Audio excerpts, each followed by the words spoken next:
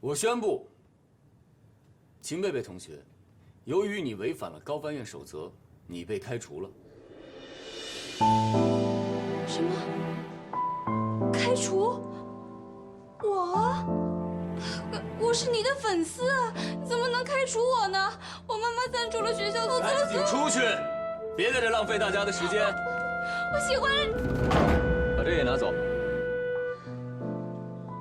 你们给我听着，在高翻院别给我来这虚的，在翻译现场没有虚的，只有真才实学。所有人都可以开除我，但是你不可以。我喜欢了你那么多年。自己犯的错误自己负责任，在翻译中也是一样的，不要指望你的搭档为你的失误买单。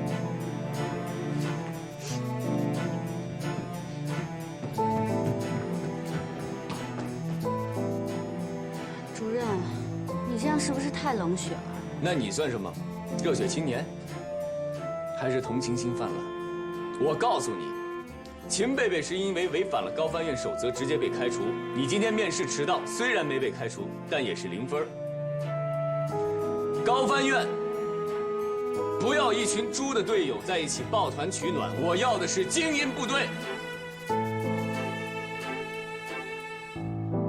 下面我点名，挨个来面试。1号，乔飞，跟我来。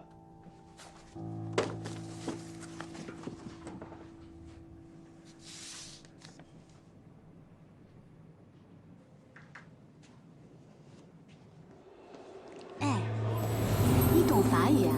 你这么厉害。我叫乔飞，你叫什么呀？你也是交换留学生啊？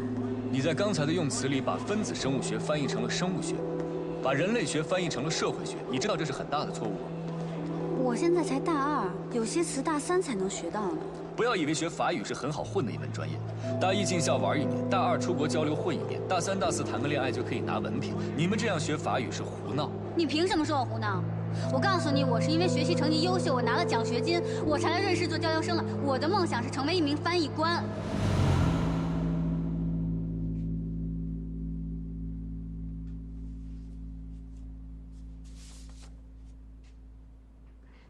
主任，您不会真的给我0分对吧？您就说说气话。那一天和那天没有半毛钱的关系，我说的是1分钟的事儿。你今天迟到了1分钟。我是迟到了1分钟，但是我刚才看守则上写，迟到3分钟以内都是可以接受的。所以我没有直接开除你，但是面试怎么打分由我来决定。咱们之前也算是认识了哈，您再给我一次机会。别跟我嬉皮笑脸的，动手动脚，坐那儿。我给你机会，就是对别的考生不公平，知道吗？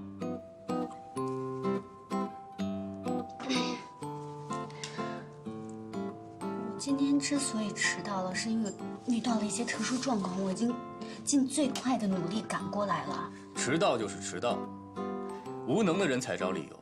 你将来出任务，你是希望主席等你，还是总理等你啊？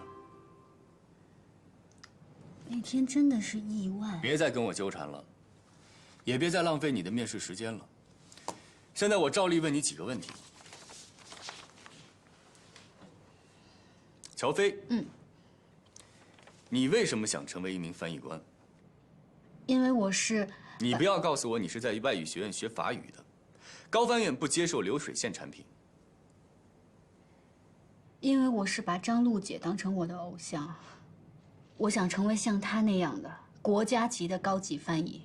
不切实际，自以为是。你的成绩倒一直还可以，是挺好的，我一直是第1名，我是学霸。在学院里第1名，不代表在高翻院是第1名。我们招揽的是人才中的人才，拔尖儿一点都不稀奇，出类拔萃才是我们需要的。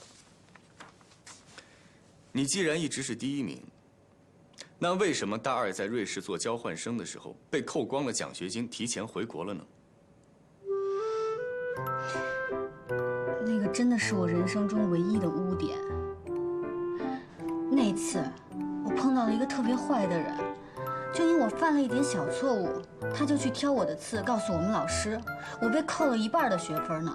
分子生物学和人类学这样的词汇都弄不清楚，你觉得这是小错误吗？档案里还写了。别动！那你是怎么知道的呢？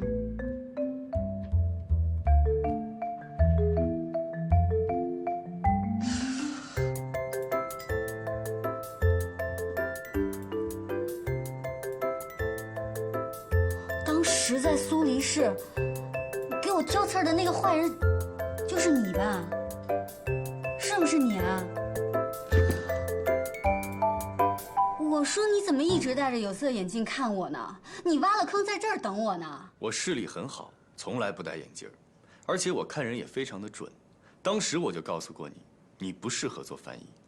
真的是你啊！你说不适合就不适合，你凭什么这么早给我下判断呢？你要再这么跟我纠缠，你就是影响面试。按照守则，我现在就可以开除你。高翻院是你们家开的，你说开除就开除。我在这坐着好好的，我怎么影响面试流程了？好了，你的面试时间到了，请你出去。面试一共2个半小时，150分钟，15位考生，每个人10分钟。你进来刚好已经10分钟了。您忘了您刚才开除了那个粉丝吗？现在是14个人，每个人有将近11分钟的时间，所以我还有时间在这儿跟您把面试做完。加减乘除算得不错呀。数学是数学老师教你的。行，你还有什么想跟我讨论的？今天迟到了1分钟，确实是我的不对。我没有预留出来意外发生的时间，所有的过错我自己来承担。但是我想问您，如果是您的话，在外事活动中迟到，您会怎么办？我绝对不会迟到。如果万一呢？没有万一。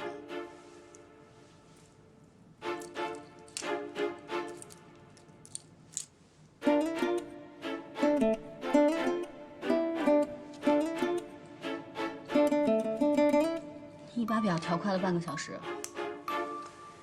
11分钟到了，请你出去。您不会真的给我0分对吧？出去。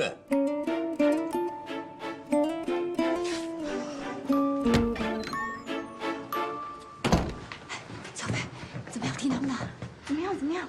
他什么题都没跟我出，就给了我面试0分。0分？那怎么办呀？你现在面试成绩为0，那这下都得靠笔试了。我怎么知道怎么办啊？他这个人魔就是想故意刁难我。我乔飞要是被他程家阳赶走，我就不姓乔。下一位，郝哲做准备。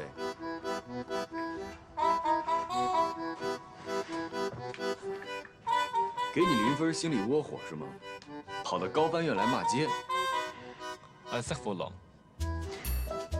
你这是在说我笨蛋啊？那你也是在骂街啊？我在说风筝，我在说我想放风筝。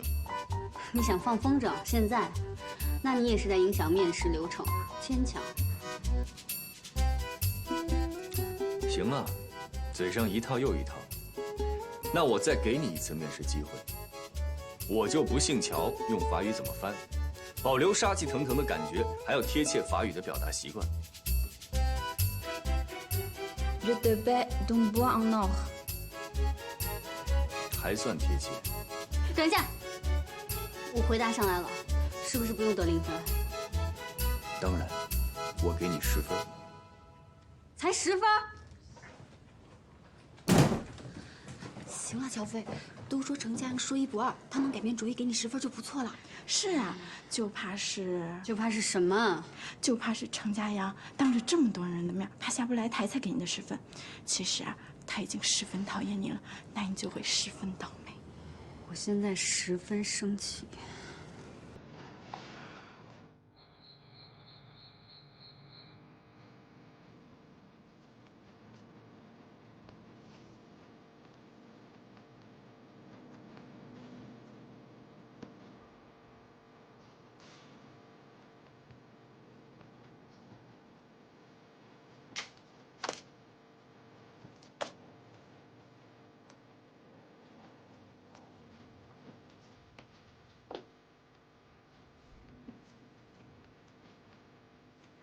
擦的还不赖。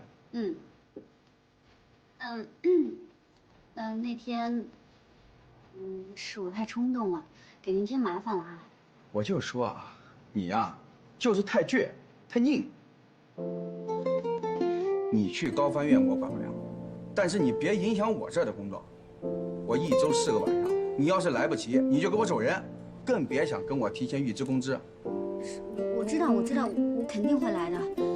您千万别把我炒了，我就指着这点生活费呢。知道就好。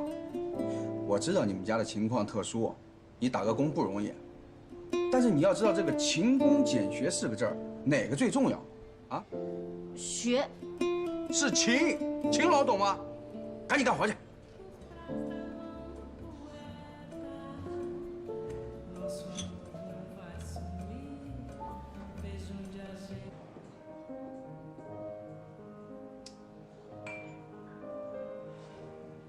怎么回事啊？这是，跟原来说的不一样啊！这都几点了？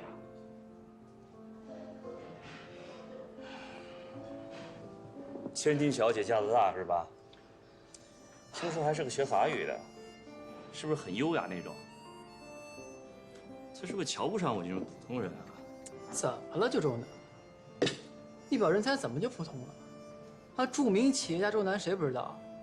还有著名实业家旭东，那只不过我的实业还在天空中飘着待定。哎，不一样啊！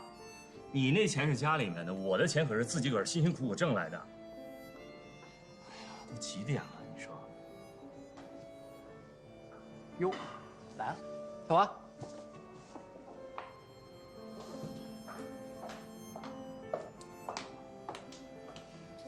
不好意思啊，旭东，让你跟你的朋友久等了。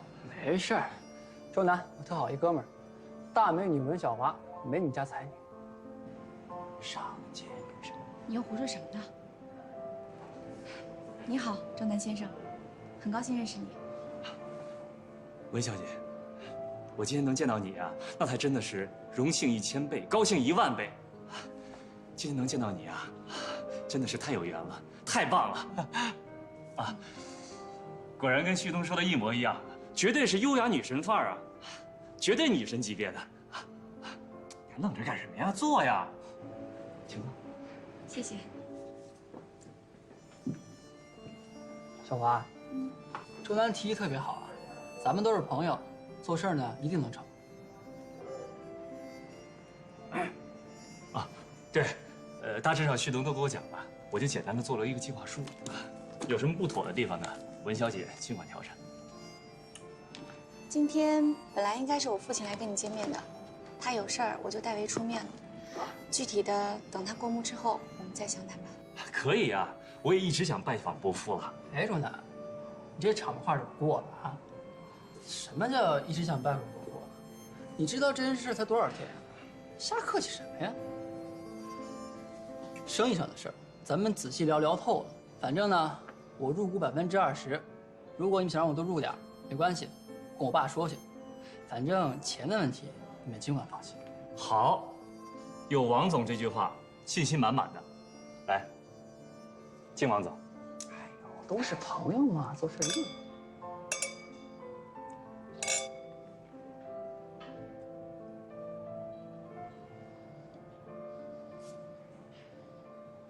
昨晚1点钟哎，翻墙回来，被我逮个正着，这不是第一次了，经常晚归，住宿费到现在还没交，就剩他一个了。你快毕业了吧？我很理解你们毕业生找工作、实习都很忙，但学校有学校的规定。对不起，我真是最近毕业的事情太多了，给您添了不少麻烦，对不起，对不起。你不能连着3年都要毕业吧？从你搬进来那天算，我逮着你多少次了？住宿费也是，每学年都恨不得拖到第2年才交。交，我一定尽快补上。你是不是有什么困难？我可以帮你向学校反映，解决问题的。没困难，老师，没困难，我所有的事情都能解决。我现在能出去打个电话吗？那行吧，你先去打电话吧。谢谢老师。喂，什么事儿？赶紧说，我这串戏呢。哦，喂，佳怡，我行，我知道了。住宿费是吧？每个季度都这个点儿，你不说我都猜都能猜到。你先借点钱给我呗，我回头按银行利息还你。哎呦，没事儿，你先留着用吧。你放在我这儿呢不靠谱，还不如借给你呢。要多少啊这回？5000你有吗？1000是住宿费，还有4000。哎呀，我的学费都是系里帮我垫的，我自己攒的也差不多了，还有4000块钱。行，5000没问题。佳爷，我刚发劳务费，钱我马上打给你。但是你得答应我一条件。我今天吧，刚把我那经纪人兼助手给炒了，我觉得给我接那戏太不靠谱了。你呢，交完住宿费以后，收拾东西来我家，咱俩一人一间房子，我保证平时没什么事儿，我绝对不打扰你。你爱干嘛干嘛，爱几点回来几点回来，我也肯定不打扰你学习。但是，在我有需要的时候，你必须要充当我的经纪人兼助手。我知道你最近忙，能不能帮帮你姐们儿，行不行啊？我保证，没什么事儿，我肯定不烦你。好，我知道了。那行，就这么说定了。我这儿来一电话，先不跟你说了，周末下期我找你去，啊。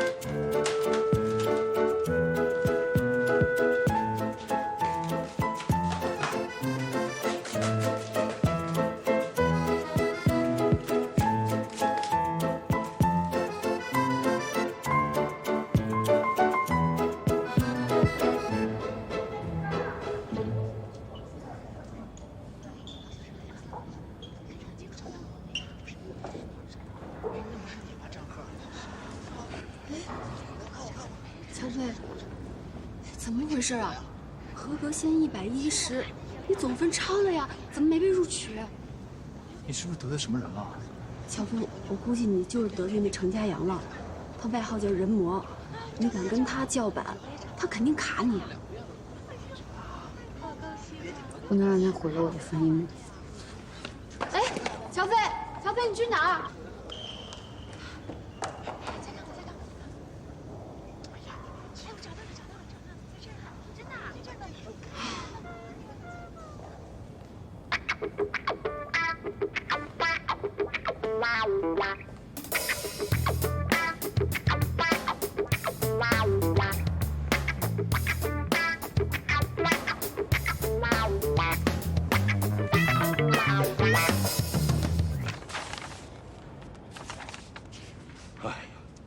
笔试第1，可惜了，可惜了。佳阳，你是不是太严厉了？程主任也没想到今年院里的评分标准变了呀。迟到就是迟到了，给他见习实习资格吧。我就知道，他还是爱才的。这样的好成绩，在我们高翻院，我记得只有1个人拿到过。我当年没那么高。那肯定是佳阳啊！你佳阳是直升的，没进过实习考。那会是谁啊？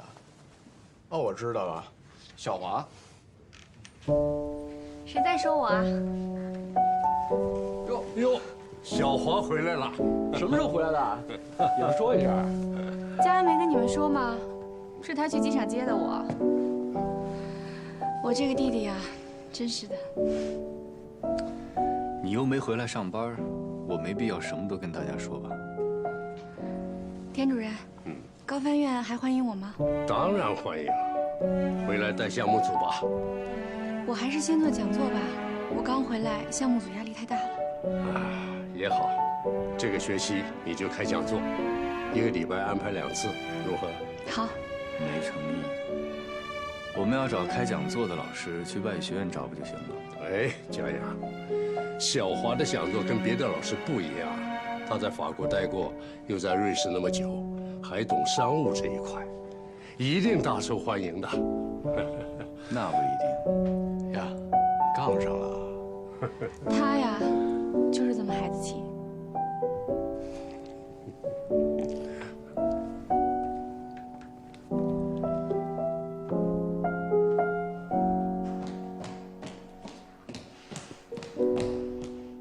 程家阳，我有话跟你说。我问你，你是不是临时改了达标要求，故意把我淘汰了？你觉得你自己这样很厉害吗？你毁了别人的梦想，很开心吗？乔飞，请你冷静一点。我没办法冷静一点。你知道我为了进高翻院，我已经整整努力了7年了，就是因为我不知道什么时候得罪了你，你就要把我刷了。你如果是因为法语水平把我淘汰了，我没话可说。你这样报复我，你就是下三滥。下三滥？谁下三滥？我说的就是你。我笔试分数125分，就算你面试只给了我10分，但是我135分也超过及格线110分了。你为什么要淘汰我？本来我没有必要告诉你，但是既然你问我了，那我就告诉你，今年达标不只要求总分，还要求面试、笔试双达标。你的面试不及格，所以不予录取，明白了？以前总分超过及格线就可以了，为什么今年要双达标？还不是用来针对我的？针对你？你以为你是谁呀？高翻院没你不行吗？地球没你不转了吗？我告诉你，这里是高翻院，不会迁就任何人。你的面试不及格，就是不予录取。难怪他们说你是变态，说你是成人魔。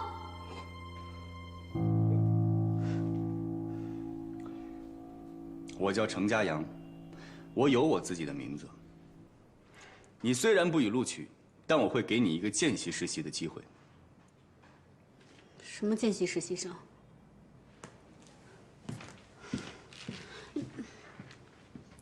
啊，这位同学，程主任的意思就是说，不算正式实习，但同样参加实习期间的3次淘汰考试。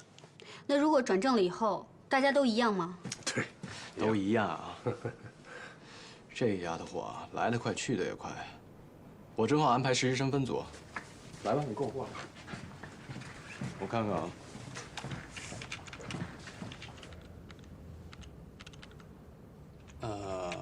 怎么了，老师？你的同学们都已经选好分组了，然后梅梅老师那儿也满了，所以我不带他。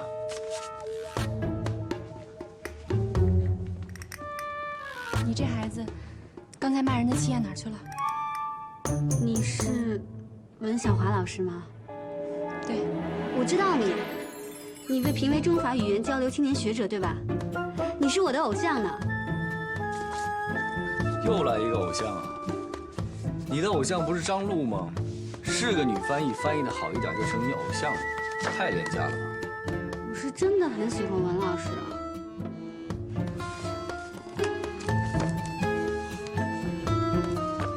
主任，是我太冲动了。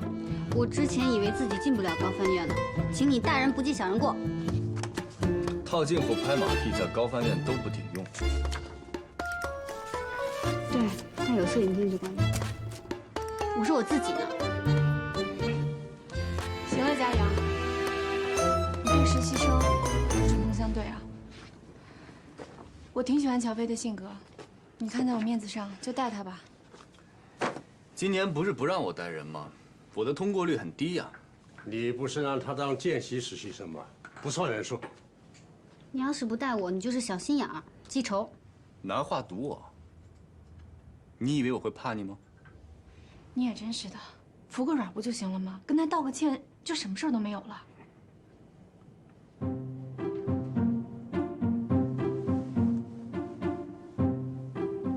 安塞佛朗。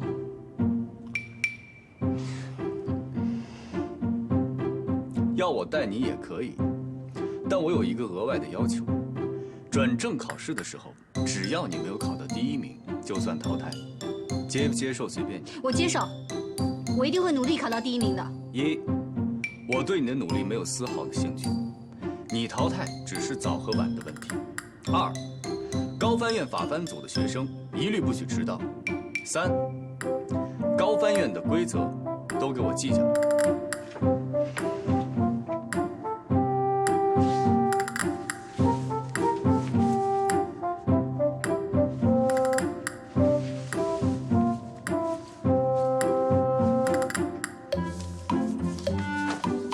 跟我来。对了，手表给我。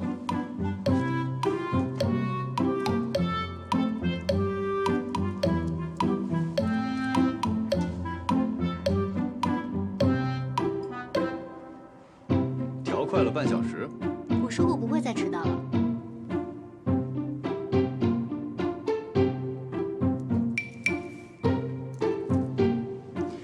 你给我调快了1个小时。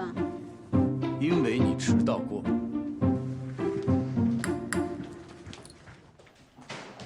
准备一条睡袋。睡袋。加班的时候想睡在地下也没问题，反正跟我没关系，我不会带你。哎，小飞，来，坐，我们这聊天呢。行了，都不用让来让去了。你们大部分人很快就会被淘汰，将来有的是时间在家里做。这里现在是你们的办公室，只要在工作，精力就必须高度集中。其实通过实习期的3次考核非常简单，只有一个要求：不许出错。你准备睡袋了吗？睡袋，没通知啊。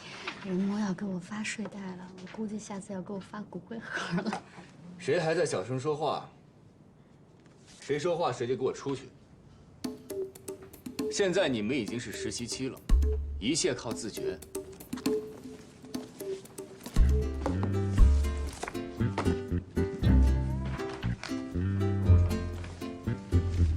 我不说话，我用眼神杀死你。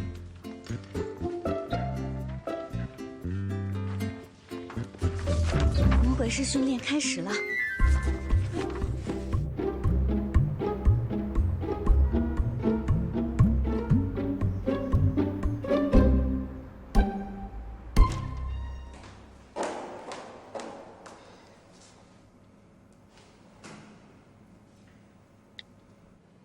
倒数3秒。Les nymphéas sont une série d'environ 250 peintures à l'une, élaborées par Claude Monet, impressionniste français pendant les 31 dernières années de sa vie. Ces peintures représentent le jardin de fleurs, et plus particulièrement le bassin de nénuphars. 这种内容还行吗？对啊，你这种训法，万一把他弄得没有自信了怎么办？这种跟读，就算不懂法语的人都能蒙对1-2句，有什么会自信的？ Également dans d'autres œuvres comme la technique de la Stella ou la Saint-Lazare.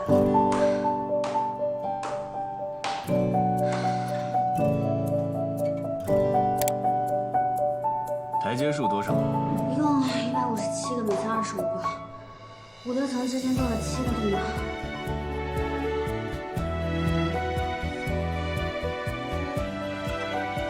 去帮我买5杯咖啡回来。你们喝什么？那幸亏我不是你的实习生。不喝算了。我要1杯热巧克力，半糖少奶。拿铁多1包糖，谢谢。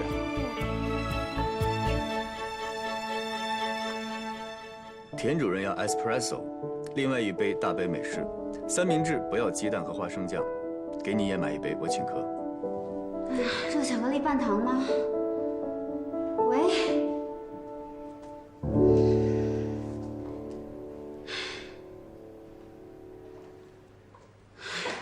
老大，我祝你长命百岁，永不退休。哪天要程主任当上了郑主任，我就直接申请政治避难了。哎，他数对了吗？会不会只数了1层，然后做个乘法？那防火层他就数不到了。还有防火层啊？我怎么不知道啊？我也不知道啊，谁没事走楼梯数台阶玩啊？中午晚上好，周给咱们带午饭吧，吃什么我请。胡闹！程主任都可以让实习生带咖啡。 带咖啡也是我训练内容之一。练什么？跑腿啊？练注意力。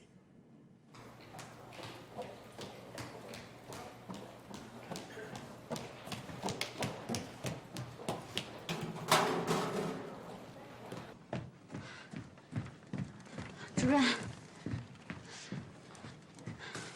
热巧克力半糖少奶，拿铁多1份糖，然后还有浓缩美式，三明治，不要花生酱和鸡蛋，对吧？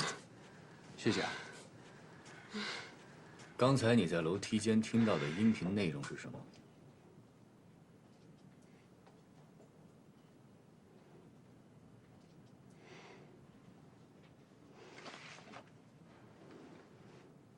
刚才在楼梯间听到的音频内容是什么？内容我记得。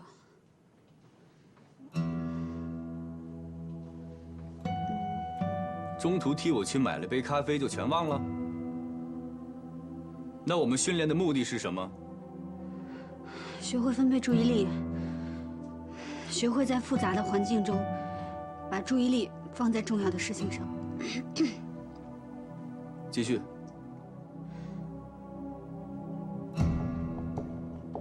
我台阶数错了吗？我跟你说结束了吗？没结束吗？不是数完台阶就没了吗？我什么时候跟你说结束了？你在家躺着的时候，任务才结束，知道吗？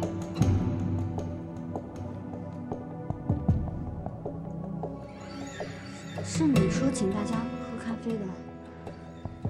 我们招的不是跑腿的，我们花这么大的力气培训你们，不是让你们去买咖啡的，而且是你主动同意接受高难度附加考核。你不要再跟我找理由了，赶紧总结一下，你听到了什么？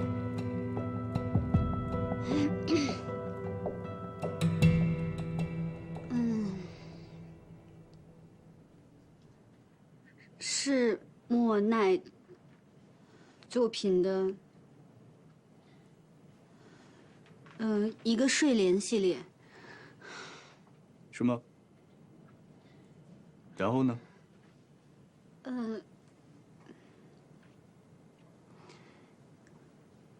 还有一个圣什么火车站，对不起，主任，名字我没记住。勉强通过。你给我记好了，下次再由个人原因没有完成任务，不许再给我找理由，听见了吗？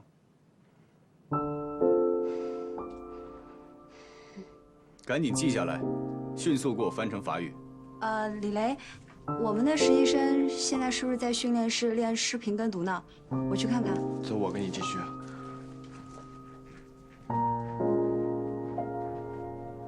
主任，我现在去。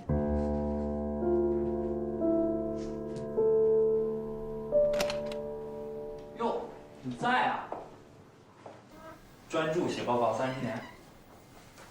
挂号处写着你休息，外面那么多人挂不上号，你在这写报告，你想干嘛？没什么，恭喜你马上要当副主任了。这能挂号吗？挂号在1楼。爹，你在这儿别动，我去问问。高佳明，你别以小人之心躲我，我问心无愧，我压根儿就没看过你的临床数据报告，只是凑巧和你选了同一个方向。凑巧。要说我们还真是挺有缘的。老赵，你在周浦医院工作得有20年，一直致力于开颅手术的大面积出血控制，这怎么就帮我陪赞助企业老总开了个会，就突然对海绵状血管瘤这么感兴趣？不要以为这个课题很容易攻克，要是容易，我都研究5、6年了，还能轮到你？这个病是神经外科的不治之症。是文道来找你，你以为是我巴不得想做这个项目？实话告诉你说吧，高建明，他们选择我不选择你，那是因为你影响力太小。他们商人说的做公益，扔钱也得听个响啊，只有我来牵头才行。是文道给的你钱。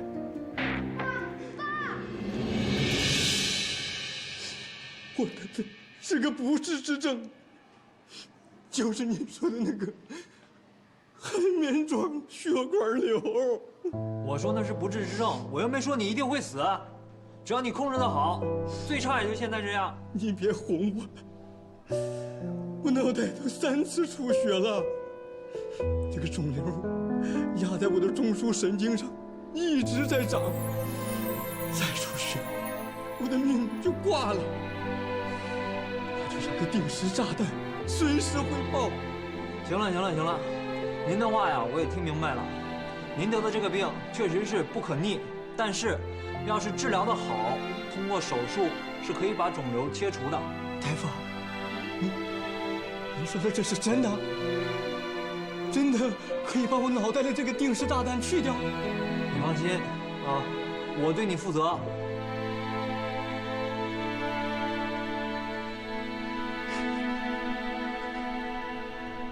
不完善的基础设施和不易贸易的货物，不易被贸易。哎，乔飞，你怎么没去吃饭？没胃口。你上午的事我们都听说了，太惨无人道了。怎么，是不是又给你布置作业了？大卷舌音，数着台阶跟读，不能数错，不能读错。要买4杯咖啡，有的加糖，有的不要糖。少奶不加花生酱，不加鸡蛋。我哪知道这是陷阱还是任务啊？买完以后呢，跟你说让你背诵全文。对，就是艺术评论。我跑腿买了咖啡，我还要给他背诵全文。哎，乔飞，你没事吧？你的脸好红啊！好着呢，38度恒温杀菌。哎，要不这样，你去请个假，你跟主任请个假，完了祝福牙吃点药。好呀，那你帮我请好不好？如果去跟那个成人模请假的话，他肯定会说：“乔飞，任务期间你怎么能够生病呢？为什么记不住我说的话？不要因为个人原因影响工作，不要找任何借口，是不是？”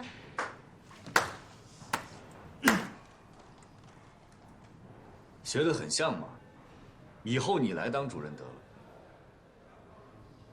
郝哲，到，李雷让你去资料室找他。哎，好嘞。谢任主任同志。他落东西了。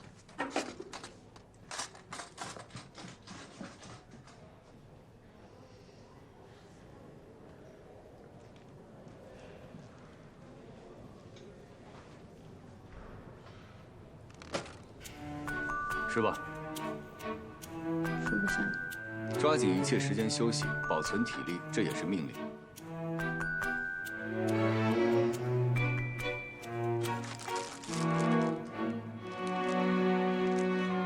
这你特地给我买的呀？以后有意见当面说，高翻院不喜欢背后议论。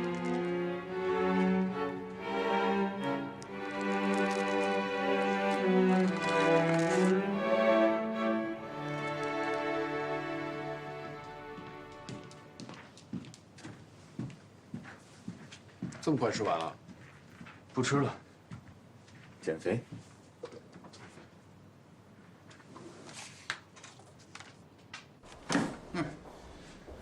一个主治医生，为了科研跟同事吵架，弄得病人闹情绪。我说你是怎么了？主任，你消消气啊！这个项目啊，对我来说意义很特殊。高佳明，在患者面前你是个医生，说话得掂量掂量。那个患者的血管瘤在脑部什么位置，你搞清楚了？这个人他脑子里面长了个瘤子，就相当于一颗定时炸弹安在他的脑袋里。我给了他希望，给了他勇气，让他能够活在这个世界上。给你放2天假，回家去好好想想这个事儿。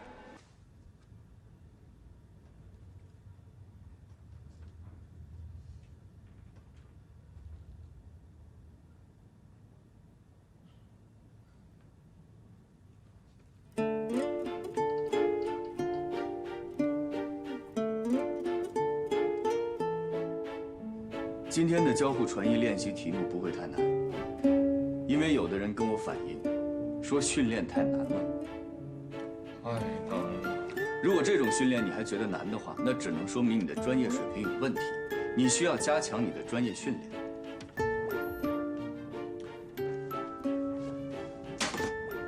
2个人自由解组，其中每一个组派一个代表到我这儿抽取资料，一个人戴着耳机跟着听读，另外一个人根据搭档的听读进行翻译。2分钟换一次角色，先是2组。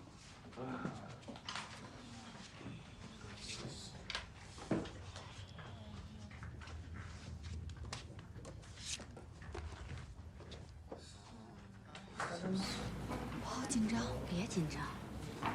我觉得翻译完成了以后，人魔肯定会让咱俩把翻译的内容、总结的中心思想、段落大意之类的。没事儿。万一我不知道我自己说什么，万一你也忘了怎么办呀？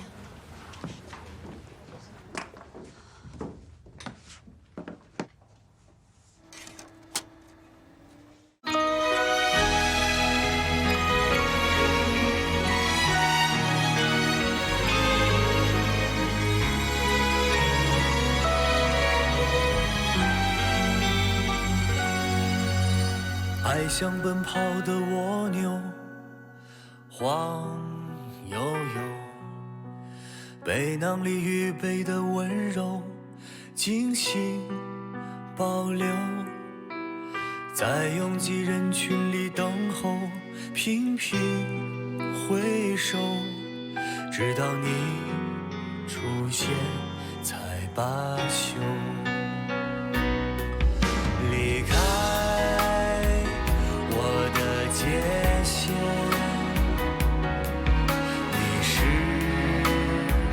我的终点。未来多少冒险不后退，永远不算远。爱情的旅途要攀登多久？一步步追着你走，有时是朋友，有时像对手，有时害怕爱的不够。慢慢的爱情，慢慢的享受，在追上你以后。